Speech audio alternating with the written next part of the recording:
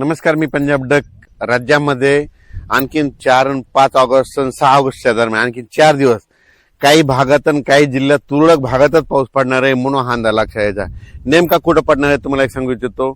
सोलापूर जिल्ह्यात पंढरपूर, सांगोला, आटपाडी, त्या म्हणजे सोलापूर जिल्ह्यात बऱ्याच ठिकाणी वेगवेगळ्या भागात विखुरलेल्या स्वरूपाचा पण पडणार आहे. 6 तारखेपर्यंत आणखीन पाऊस आहे. त्याच्यानंतर धाराशिव जिल्ह्यात देखील विखुरलेल्या स्वरूपाचा पडणार आहे. भाग बदलत पडणार आहे. सर्वदूर काय पडणार नाही. अर्ध्या घंट्याचा 20 मिनिटाचा पाऊस असणार आहे म्हणून अंदाज लक्षात यायचा.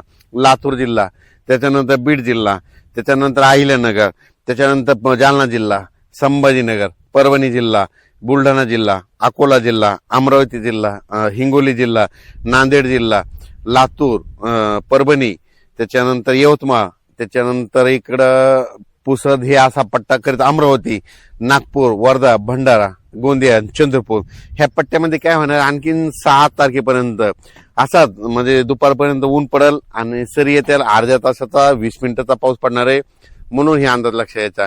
त्याच्यानंतर 7 तारखेच्या नंतर 7 ऑगस्ट नंतर चांगली उघडीप भेटेल म्हणून हे लक्षात यायचं.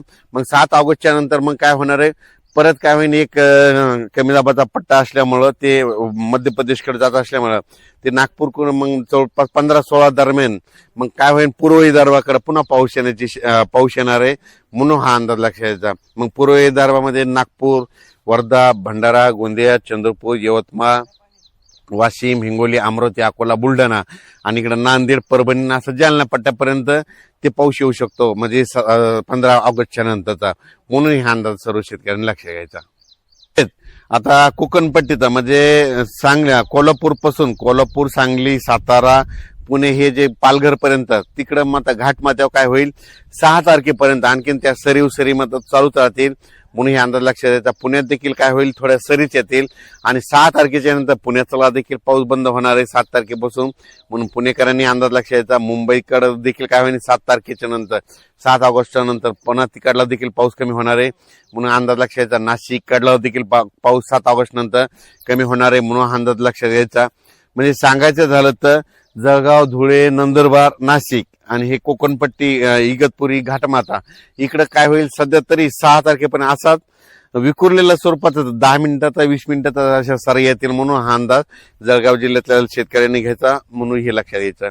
म्हणून शेतीचे कामे करण्यासाठी आता वेळ आहे म्हणजे 15 ऑगस्ट पर्यंत एक कमी दाबाचा पट्टा येईल पण ते मध्य प्रदेशकडे जात असल्यामुळे फक्त विदर्भातच त्याचा पाऊस पडणार आहे म्हणून हा अंदाज सर्व शेतकऱ्यांनी लक्षात घ्यायचा.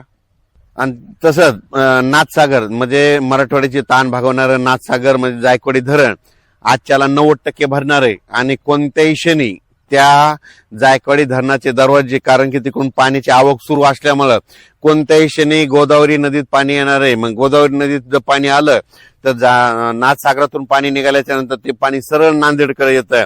मग हे जे बॅरेज आहे ते भरत येणार आहे. शेतकऱ्याला माझी विनंती, आणखीन आज उद्या ह्या 2-3 दिवसामध्ये तुमच्या कोणाच्या मोटर असेल, पाईपलाईन असेल तर तुम्ही काढून घ्या, कारण की जायकवाडी आपल्या गोदावरी नदीला कोणत्याही क्षणी ते पाणी सोडू शकता. आपले जनावर असेल, आपलं शेता म्हणजे त्या गोदावरी नदी काठनं गाई गोटे आहेत त्यांनी काय करायचं, आपण आपल्या पाळीव प्राण्याची काळजी घ्या. 2-4 दिवस आता नदीमध्ये तुमचे जनावरे बांधू नका, चरायला सोडू नका, कारण की कोणत्याही क्षणी आजच्याला 90% होणार आहे. 90% झाल्याच्या नंतर उद्या 93-94% होईल आणि 100% भरण्याचा मार्गावर 100% होणारच आहे. 100% व्हायच्या अगोदरच त्यांना सोडण्याची तयारी ठेवावी लागते म्हणून त्यांनी देखील आदेश दिले. आणि माझी देखील विनंती आहे की नांदेडपर्यंत जिथपर्यंत गोदावरी नदी आहे तिथपर्यंत त्या शेतकऱ्यांनी अंदाज लक्षात घ्यायचा. तर मी माझ्या शेतामध्ये आजच्यानं ही आपलं सोयाबीनचं पीक यावर्षीचं आलेलं आहे 2026चं आणि कम्प्लीट याचा 1 महिना 3 म्हणजे 33 दिवस पूर्ण झालेले आहेत.